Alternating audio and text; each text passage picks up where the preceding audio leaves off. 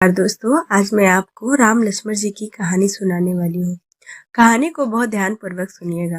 राम और लक्ष्मण साथ में सीता जी जब पिताजी की आज्ञा लेके वह वन जाने लगे तो रास्ते में उन्हें बहुत सारी नदियां मिली, जैसे कि तिथ्रगंगा, यमुना, गोदावरी और उन्हें नमक वन में जैसे कि फल फूल मूल खाते हुए ही अपना समय व्यतीत कर रहे थे। अपना समय वन में ही व्यतीत करने लगे। कार्तिक मास का महीना आया। एक दिन लक्ष्मण जी ने राम जी की आज्ञा से फल और फूल लाकर माता सीता को दे दिया। तब माता सीता ने उस समय 4 पत्तल परोसी। तब लक्ष्मण ने पूछा, भाभी माँ, हम तो 3 ही हैं, फिर आप 4 परोसी हैं। माता सीता बोली, 1 पत्तल गौ माता की है। राम जी लक्ष्मण जी गौ माता को पत्तल परोस दी। तब राम जी ने पूछा, सीता जी आपने खाना शुरू क्यों नहीं किया? तब सीता बोली, मेरे तो राम कथा सुनने का नियम है, राम कथा सुनने के बाद ही मैं फल ग्रहण करूंगी। तब राम जी बोले, मुझे कथा सुना दो। लक्ष्मण जी बोले, मुझे भी सुनाओ माँ। सीता माँ, मुझे भी सुनाओ। तो माता सीता बोली, औरत की बात औरत ही सुने। आप मेरे पति हो, आप मेरे देवर हो, आपसे कैसे कहूँ? तब लक्ष्मण जी ने सोचा, इस जंगल में कौन औरत मिलेगी? तब लक्ष्मण जी ने अपनी माया से एक नगरी का निर्माण किया। उस नगरी में सब सुख सुविधाओं की नियुक्ति की। तब उस नगरी में सब चीजें सोने की थी, इसलिए नगरी का नाम सोन नगरी रखा। सभी नगर निवासियों को घमंड हो गया कि उस नगरी में कोई गरीब नहीं था। जब सीता जी कुएं पर पानी लेने गईं तो पनिहारों ने राम राम किया तो कन्या आई और सीता जी उससे राम राम बोली। उसने कहा, क्या हुआ बाई? राम कथा। तब सीता माँ ने बोला, क्या तुम राम कथा सुनोगी? वो बोली मेरे घर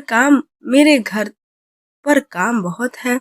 सीता जी ने कहा, मेरे पति और राम देवर भूखे हैं। तब लड़की बोली, मेरी माँ मेरा इंतजार कर रही है। वह लड़की वहां से जाने लगी। तब माँ सीता ने क्रोध से सारी नगरी साधारण सी हो गई। जब लड़की घर गई तो माँ बोली, बाई ये क्या हुआ? एक साधारण सी साध्वी बैठी थी। मुझे उसने कहने लगी कि राम कथा सुनोगी, पर मैं तो कथा नहीं सुनी। यदि उससे कुछ किया तो पता नहीं। तब उसकी माँ ने उसको वापस जाकर कथा सुनने को कहा। लड़की ने वापस जाकर कथा सुनने से मना कर दिया। तब उसकी बहू बोली, आपकी आज्ञा हो तो मैं कहानी सुनाती हूँ। जब बहू कुएं पर पानी भरे और खाली करे, तब सीता जी ने कहा, आपके घर पर कुछ काम नहीं है क्या?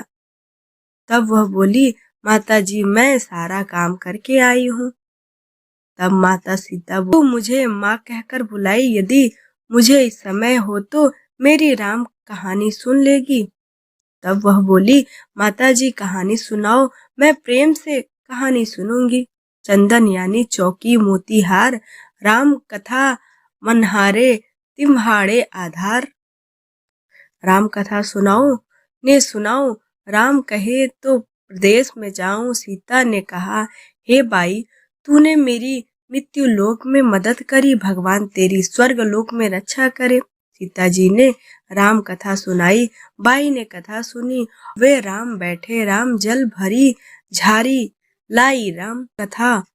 राम कथा पूर्ण हुई तो सीता जी ने कहा, हे बाई, तूने मेरी राम कथा सुनी, मेरी सहायता की, लक्ष्मण जी जिमाया है, भगवान तेरी भी रक्षा करे, तुझे स्वर्ग का सुख मिलेगा। सीता जी के उपहार स्वरूप अपने गले का हार दे दिया। जब वह घर गई तो उसके मटका सब सोने के हो गए।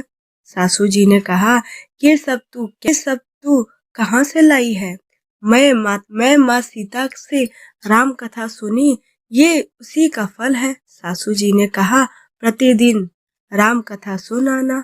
बाई को राम कथा सुनने सुनते बहुत दिन हो गए थे। तब उन्होंने माता सीता से पूछा, इसका उद्यापन विधि बतलाओ। तब सीता जी ने कहा, 7 लड्डू आना, 1 नारियल आना, उसके 7 भाग कर कर 1 भाग मंदिर में चढ़ाना, जिससे मंदिर बनवाने जितना फल होता है, 1 भाग सरोवर के किनारे गाड़ देना, जिससे सरोवर खुदवाने जितना फल होता है, 1 भाग दृढ़ता पर चढ़ाना, जिससे भाग दृढ़ता पाठ कराने से जितना फल होता है, 1 भाग तुलसी माता को चढ़ाना, जिससे तुलसी विवाह का फल मिलता है, 1 भाग कुंवारी कन्या को दे देना, जिससे कन्या विवाह का फल मिलता है, 1 भाग सूर्य भगवान को चढ़ाना, जिससे 33 करोड़ की देवी देवताओं को भोग लगाने जितना फल मिलता है। अब उसने विधि विधान से उद्यापन कर दिया। माता सीता उसके पास आई। माता सीता ने विधि विधान उद्यापन दिया। माता सीता के पास आई। माता सीता, मैंने तो विधि विधान पूर्वक उद्यापन कर दिया है। अब 7 दिन पूरे हुए बैकुंठ से विमान आएगा। 7 दिन पूरे हुए विमान आया तो बहू ने कहा सासू जी, स्वर्ग से विमान आया है। तब सासू जी ने कहा, बहू तेरे ससुर जी और मेरे को ले चल, तेरे माता पिता को ले चल, सारे कुटुंब परिवार को ले चल, अड़ोसी पड़ोसी को भी ले चल। बहू ने सबको बैठा लिया और विमान खाली था। थोड़ी देर में उनकी नंद आई और देखते विमान भर गया। बहू ने कहा, माता सीता, नंद बाईसा को भी बिठा लो। पर माँ सीता ने कहा, इससे कभी कोई धर्म पुण्य नहीं किया है। तब बहू ने कहा, बाईसा, आप पहले कार्तिक मास में राम लक्ष्मण की कथा सुनना, उसके बाद आप वैकुंठ विमान में आएगा। गांव के सारे लोग एकत्र हो गए और पूछने लगे, बाई, तूने ऐसा कौन सा धर्म पुण्य किया, कौन सा पाठ किया, हमें भी बतलाओ। तब बाई ने कहा, मैंने माता सीता से प्रतिदिन राम कथा सुनी और नियम से उद्यापन किया। तब समस्त ग्रामीण राम कथा सुनने की जिद करने लगे। तब बाई राम कथा नर नारी सुनने लगे। राम कथा संपूर्ण होते ही समस्त नगरी सोने की हो गई।